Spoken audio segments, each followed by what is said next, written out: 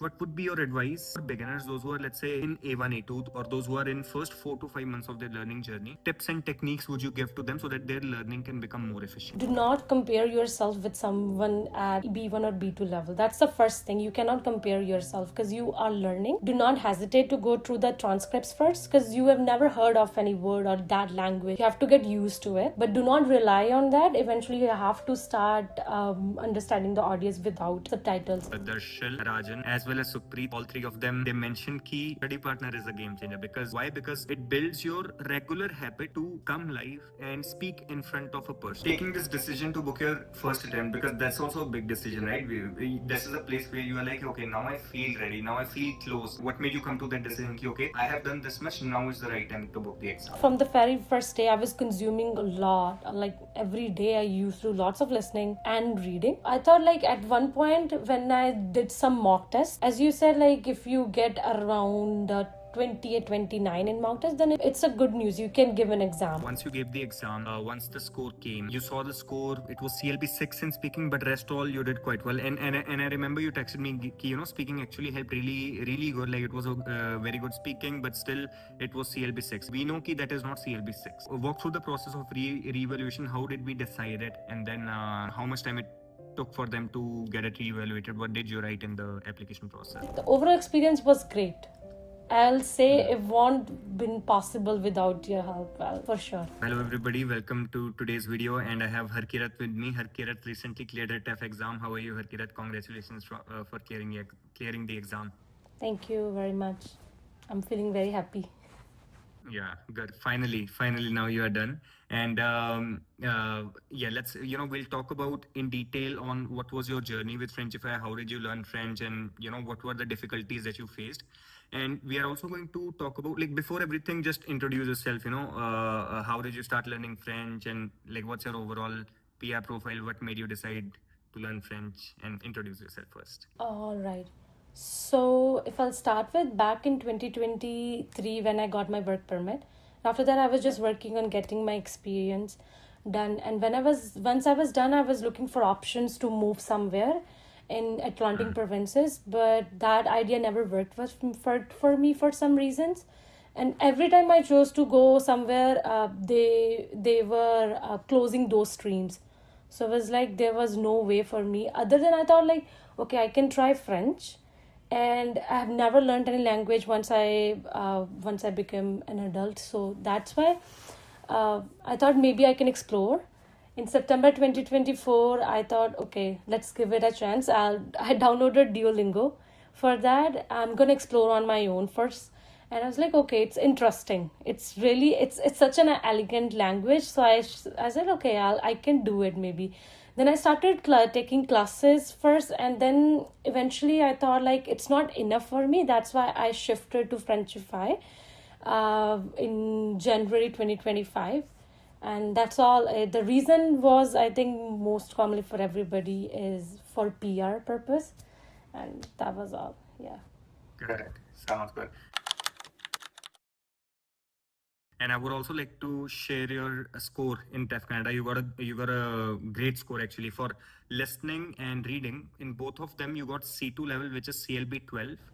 You almost like maxed out. Out of 300, it was 292. Out of 360, it was 350. And then for writing, you got B2, which is CLB 7. For speaking, you got CLB 8, which was C1. That's a great score. So when you saw the score, we'll talk more about how did you prepare for this and what were the techniques. But when you saw the score, what was your overall emotions and how did you feel? I was very happy. For reading and listening, I was kind of like sure I'll get around CLB 9 or 10 for sure. I was certain, and I was only a little bit scared about writing part. And speaking went so well, and it was like I was very happy when I saw my score. But the thing is, I had to go through reevaluation process, so I was like up and down. Yeah, no, I understand. But finally, after evaluation, you cleared it. So that's all that matters. Now we'll also talk about, so to everybody, those who are watching this video, in this video, we're going to talk about the reevaluation process as well, how it was possible for Harkirat to put in the reevaluation and get that reevaluation accepted. Okay. So this is going to be a very useful video for you guys. I would like to share timeline as well of Harkirat on when she started with Frenchify, at what level did she start, and when she cleared the exams. So Harkirat started learning French with Frenchify at A2 level. She signed up on 27th January 2025, and then she went on to B1 on 24th May, and then she started B2 on 17th August. And then she gave her first attempt on 31st October, and she got CLB 8765. All right, in reading, listening, writing, and speaking respectively. And then she gave her second attempt, because obviously we need CLB 7 in all four. Even though in first attempt, Harkirat, you got quite a good score, because reading CLB 8, listening CLB 7, this is actually a more difficult task for students when they are giving the exam, but you did well.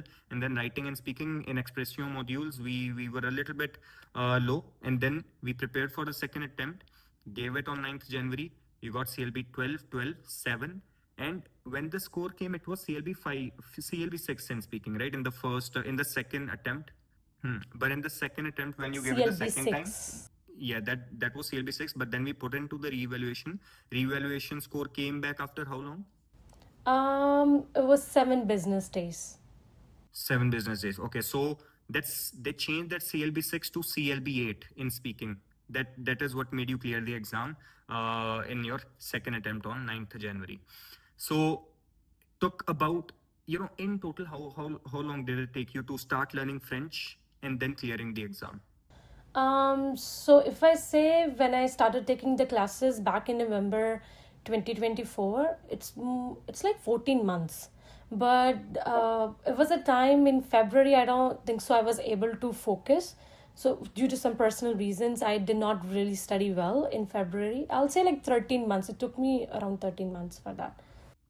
Okay, around 13 months. So November, December 2024, and then January 2025, and then in the end of January 2025, you started with Frenchify, plus up to the January. So yeah, about 13 months in total, and I would say 10 months with Frenchify once you started from A2.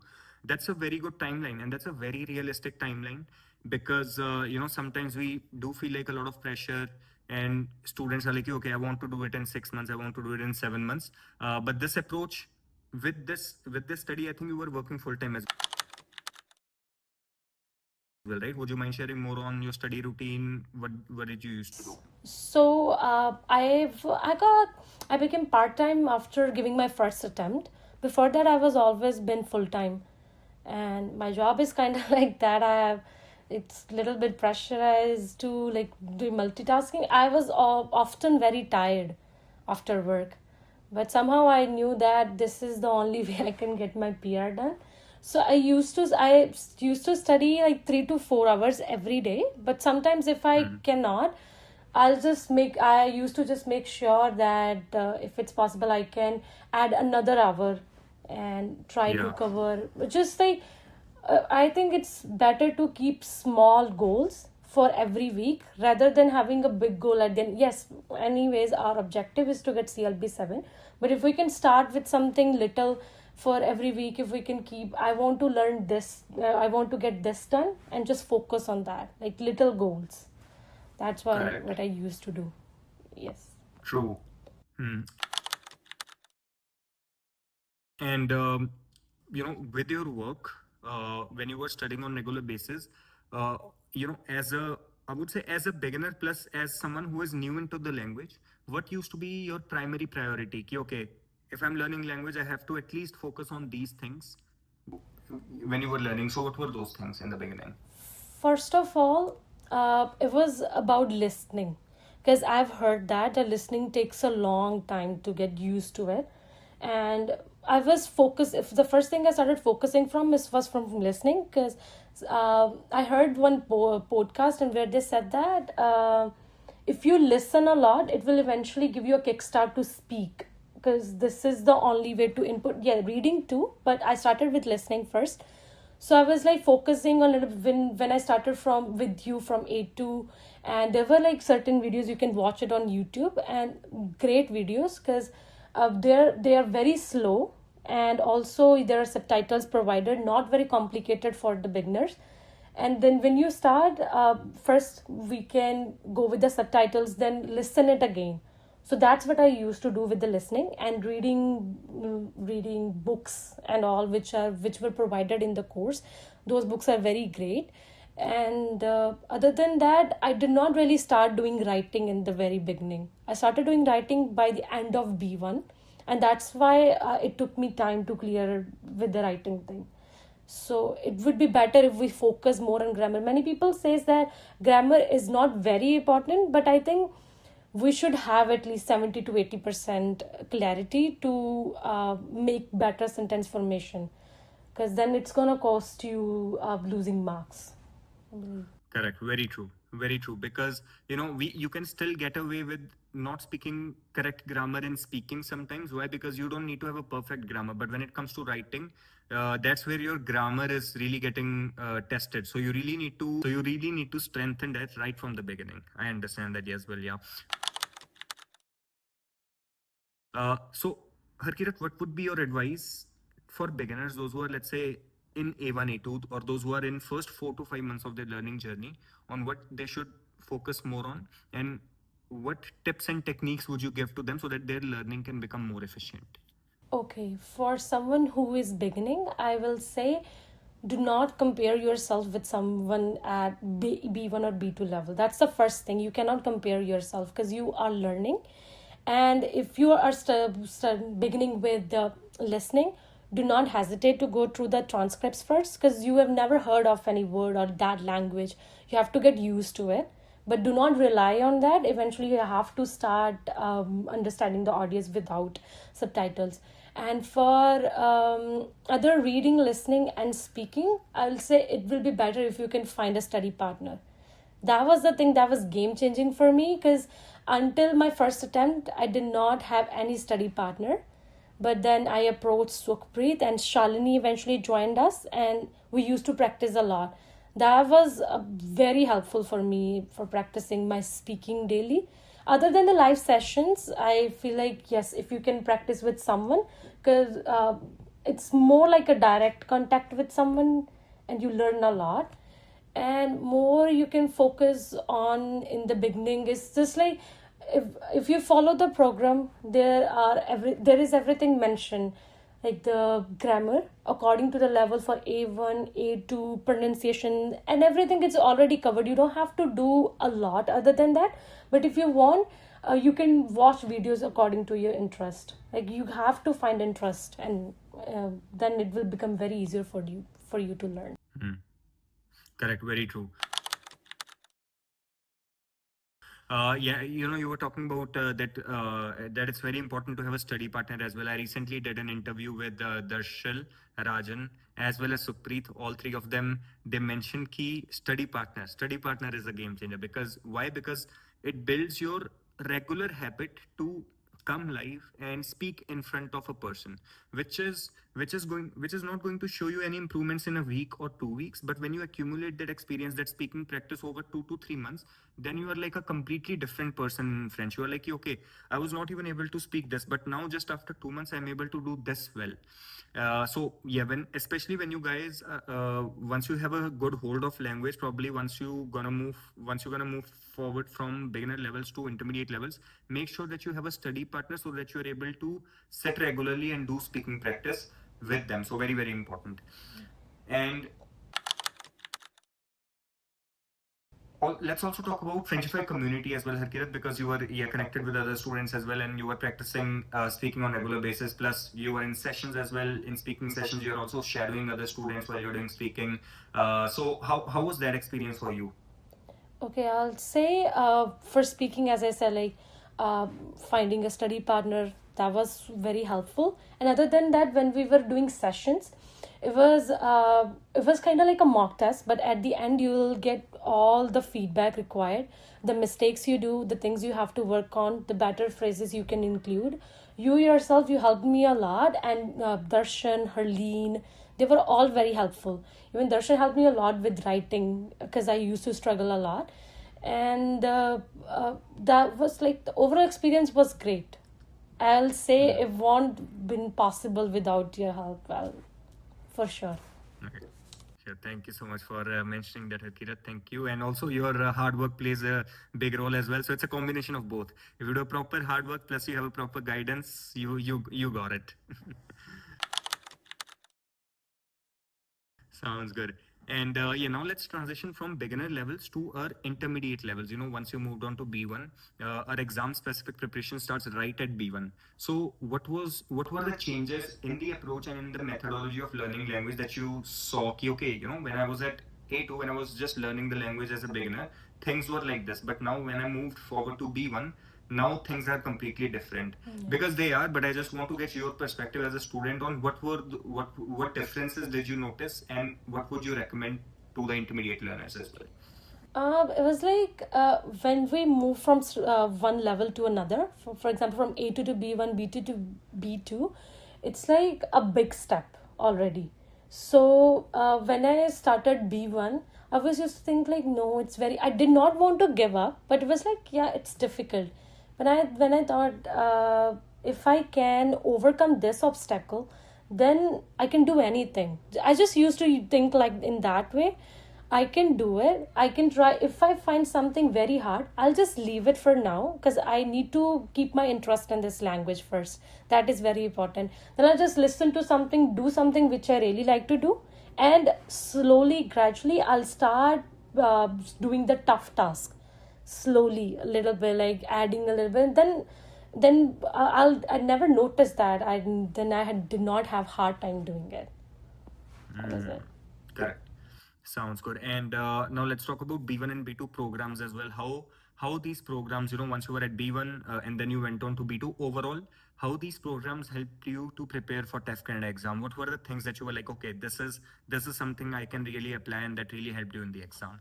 So, as there is everything mentioned and cleared in the portal. It was about especially about writing and speaking, because for listening and reading there are resources been provided, which a person has to go through, and for writing and speaking, you have mentioned the proper structure to follow, and also the good phrases and everything uh, that a person needs to do. So I think I was only relying on that part. I never went here and there other than studying with my study partner, and that was all for the program. Sounds good. And so once you were at B2, I think you booked your first attempt and you booked it in October, right? So taking this decision to book your first attempt, because that's also a big decision, right? This is a place where you are like, okay, now I feel ready, now I feel close. Let's give our first attempt and let's see where do I stand. What made you decide that?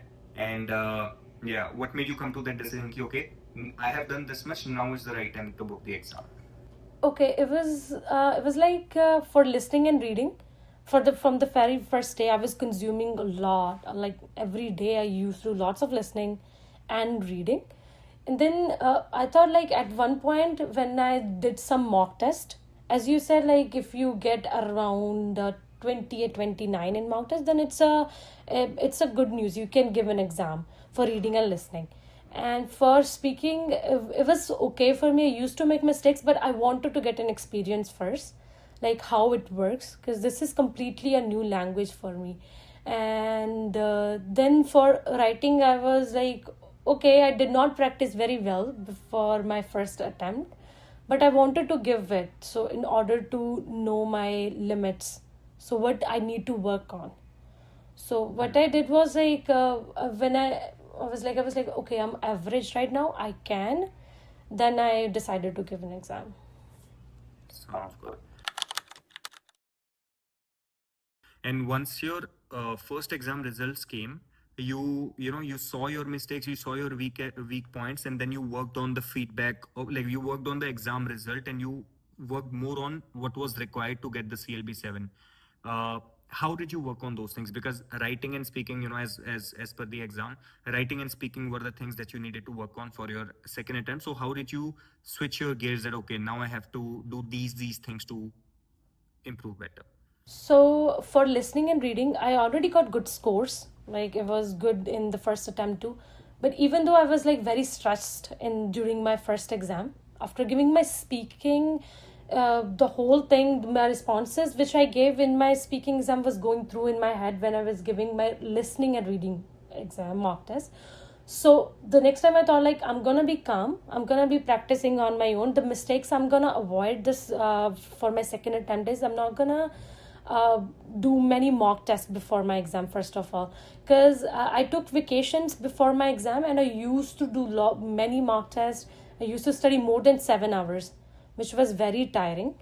And for writing, what I thought was I used to make lots of grammar mistakes, spelling mistakes, and then you suggested me to not to just go through your mistakes but write down the whole thing again.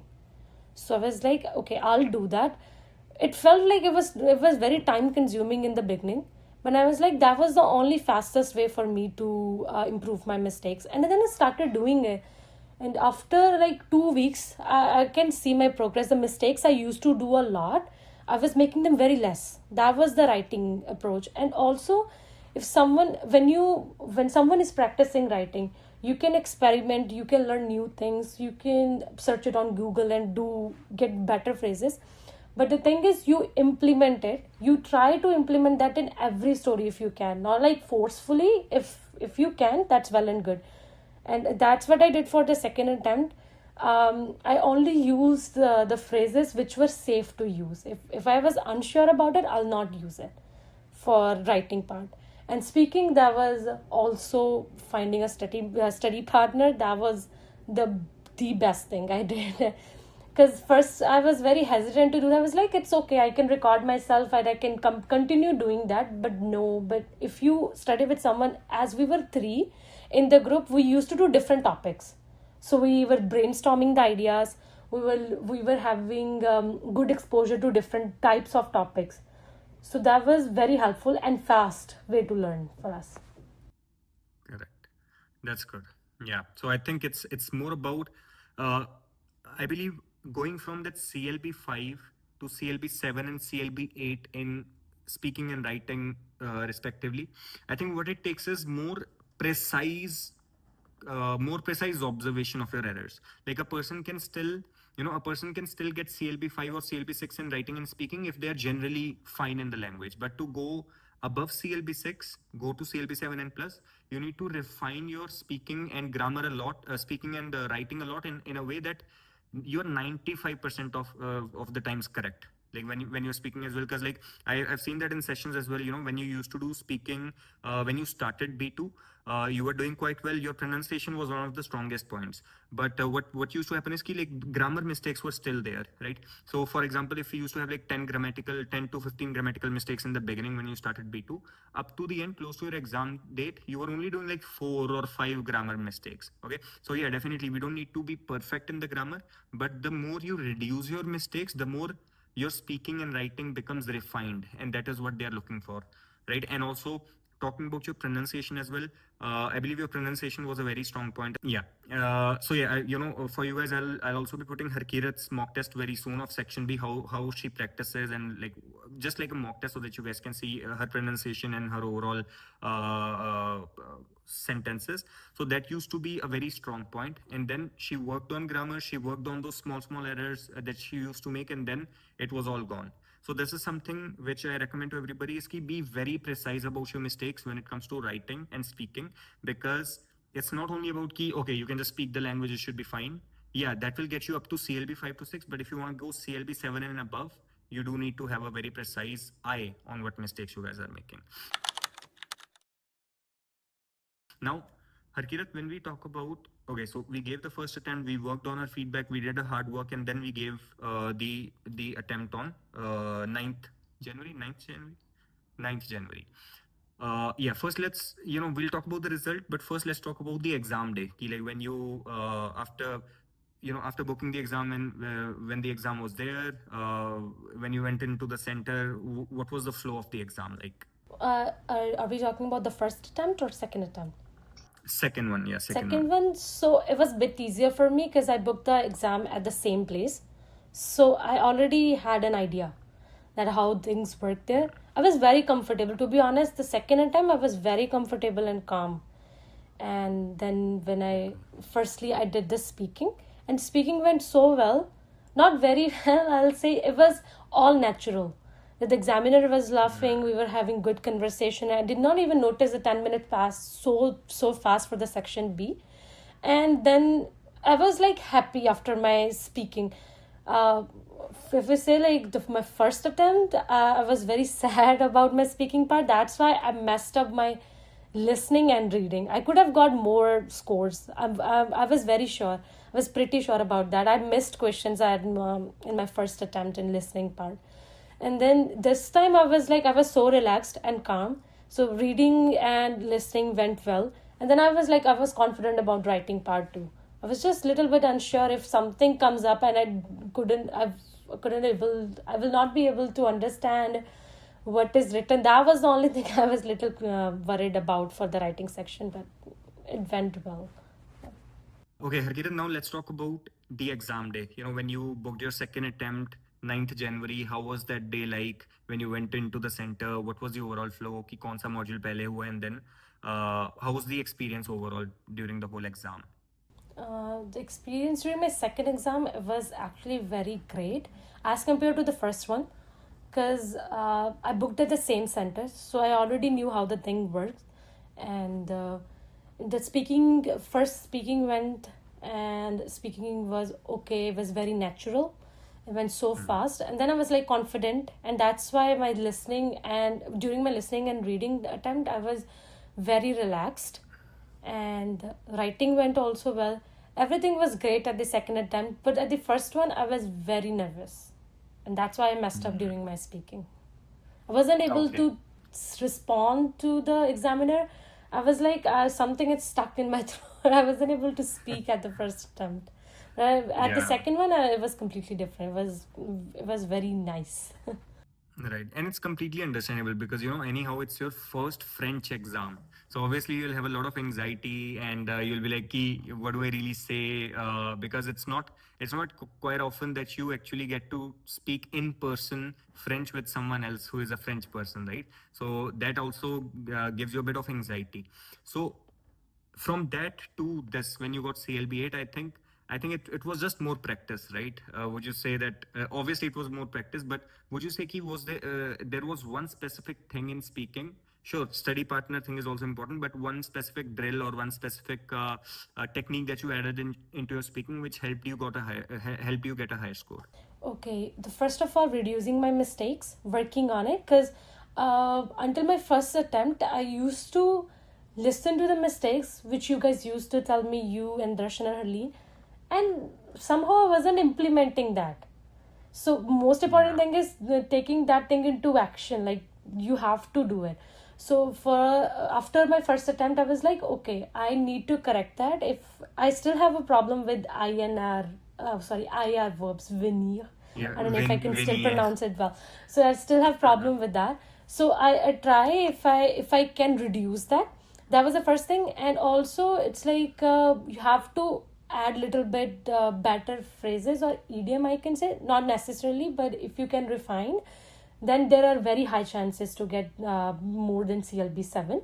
So I used to add some phrases if I can, and idiom, and sometimes it was like I'll use this in every speaking part. For example, if I'm giving two advantages, I'll say pourquoi ne pas tenter, pourquoi ne pas faire d'une pierre deux coups. That was the one. So it's like why not do two things at the same time, and also giving more advantages. Used to include conditional and subjunctive. I started using that. I was like, okay, I can at least at the end of my argument I can, but examiner really will not let you do that if you have learned something, and it's not possible. They know very well. So I'll say, like, if you can just try to bring up subjunctive or better phrasings in your natural speech. That will help a lot. correct. Yes, and it did. Um, and once you gave the exam, once the score came, um, you saw the score. It was CLB 6 in speaking, but rest all you did quite well. And I remember you texted me, speaking actually helped really good. Like it was a very good speaking, but still it was CLB 6. We were very confident when we were in the sessions as well. I used to see you, other instructors used to see you as well, and in our meetings as well, we have discussed about your speaking. Ki, okay, Harkirat, like speaking is done. Like she won't get less than CLB 7, but they gave you CLB 6. But then we put into the re-evaluation. Why? Because we know ki that is not CLB 6. All right.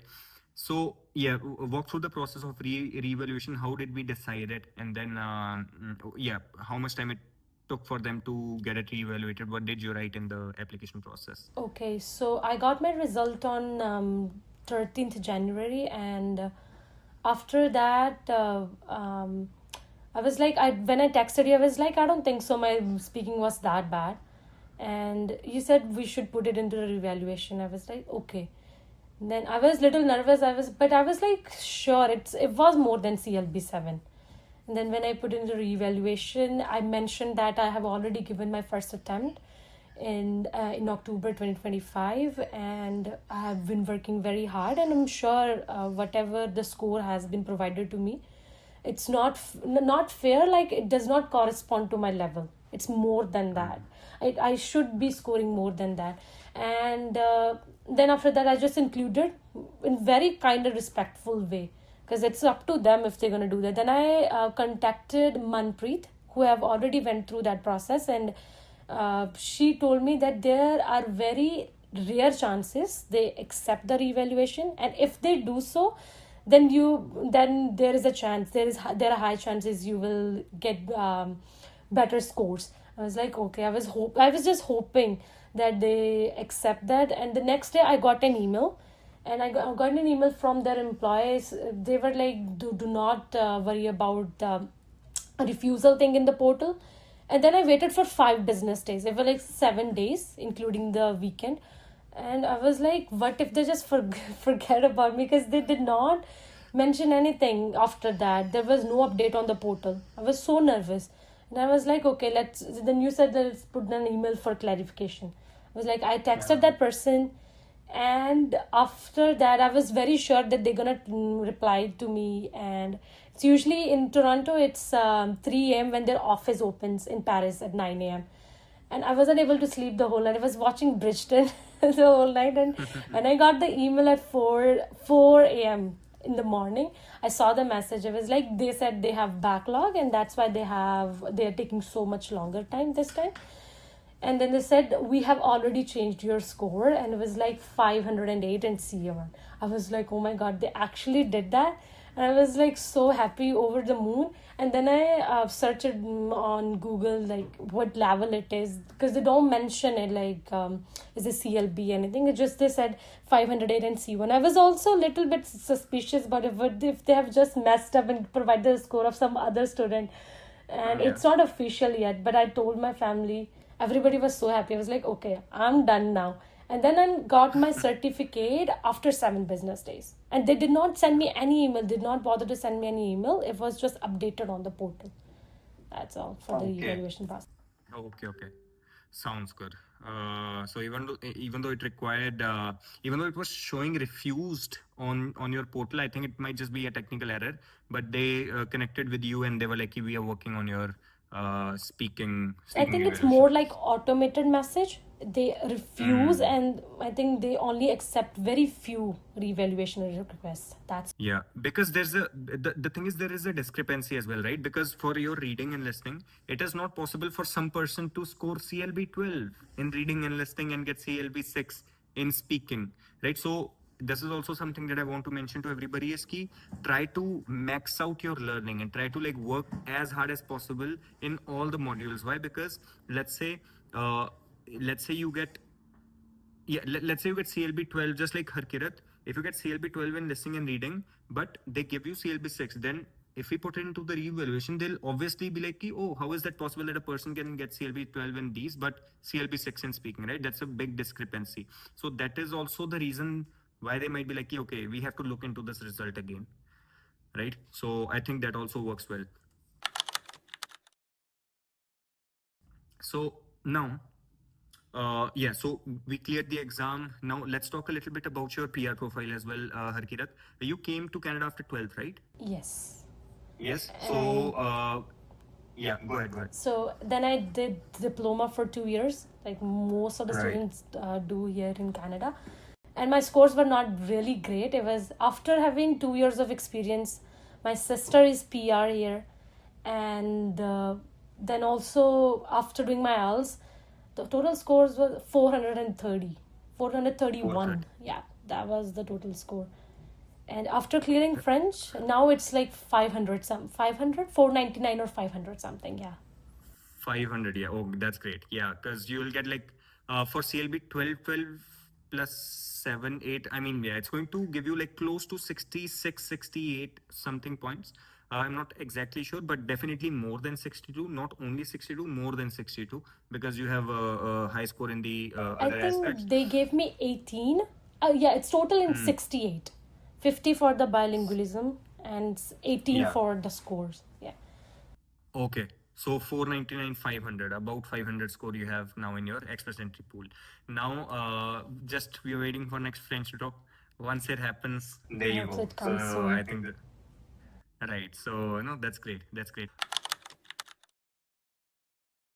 Yeah, Harkirat, now there are a lot of learners when they are going through this grind of studying on regular basis.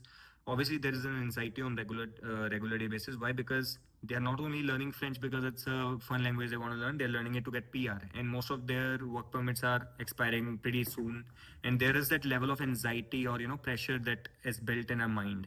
How did you tackle that, and what will be your advice to people who are learning French so that they can do the same? They can tackle their anxiety as well. I would say the first thing will be staying positive, right? Believing in the process. It's gonna take time for sure because time is the factor, and then you have to be consistent and motivated. And along with that, the thing that's gonna work the best is guidance. You need proper guidance to do something. If you are not sure that you are doing right, you need feedback to do that. If you don't know that, your efforts can go into vain, I believe. And other than that, it's just as I mentioned, that having little small goals rather than having a big objective that we have. But every week you have to work on something. That okay, this week I'm going to work on subjunctives. I'll learn and implement that. I'll tackle this particular error and just keep focusing on that, because slowly if you're practicing in chunks, at the end it will be all fine. And I'll say that the struggle fades when we get succeeded.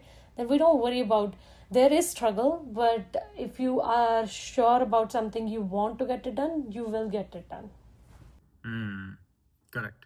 And it's a big mind shift change as well, because grinding through this process, once you clear the exam, you actually start feeling like, okay, if I worked hard for this thing for such long duration, it wasn't like too long. Okay, 13 months, I won't say it's like a whole life, right? It's just like 13-month journey, which is not actually that long. So if we put things into perspective, it's a very short time, because generally, if we speak about learning language, it takes about 2.5, at least 3 years for someone to actually get fluent in the language.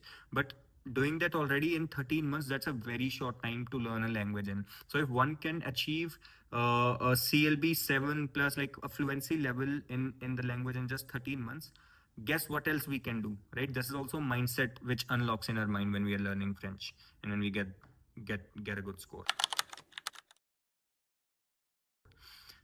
Perfect. Thank you so much, Harkirat. I think that should be all. In the end, would you have any advice for all the French learners, or anything would you like to share, that what are the things they should keep in mind, or like anything to share? Like from your journey, what can they learn?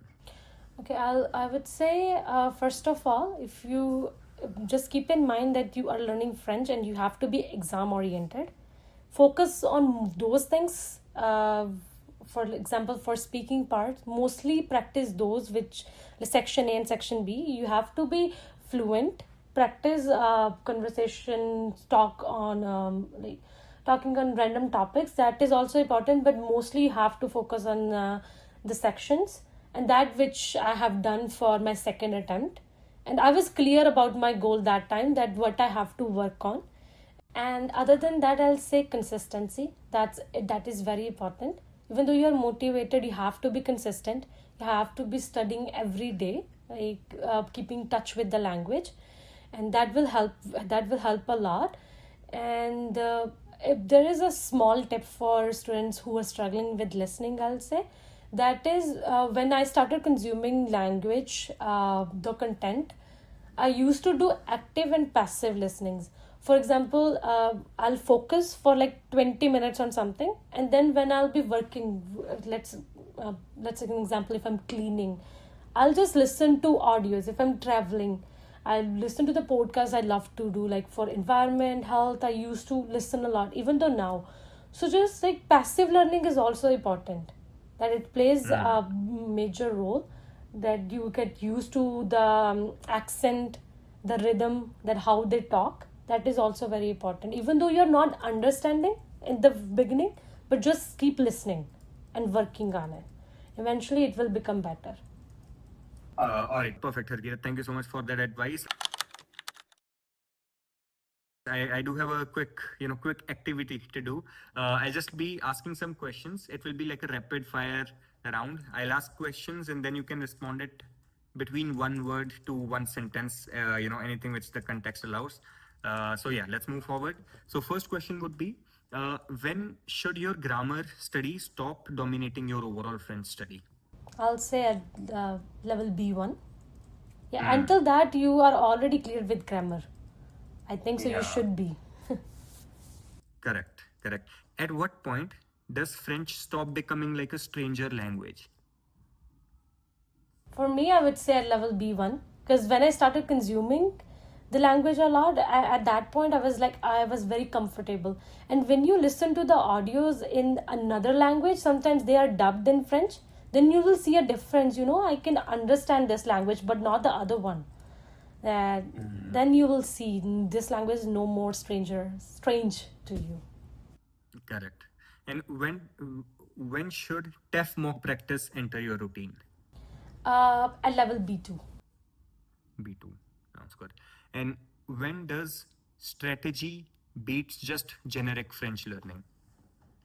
Mm, at B2 level, I'll say. One word or one sentence for Frenchify teachers. Great. And one word for the Frenchify student community. Very helpful. Very helpful. Sounds good. And one thing that Frenchify gave you that self-study would not have been able to. That is the guidance and the proper structure. I would emphasize on guidance more and more, because I had time, I had money, motivation and consistency and all of that. But without guidance, it never had been possible. Never, I would say. Because I did not know my mistakes. If I'll be studying on my own, it would be very hard. And here you have to put less efforts. And you can focus on something that you have to in order to get more than CLB 7.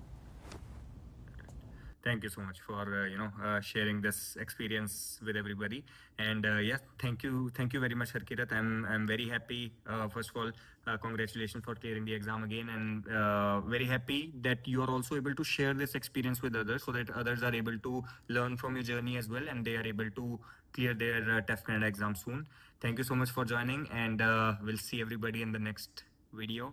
Congratulations again, and au revoir. Bye bye.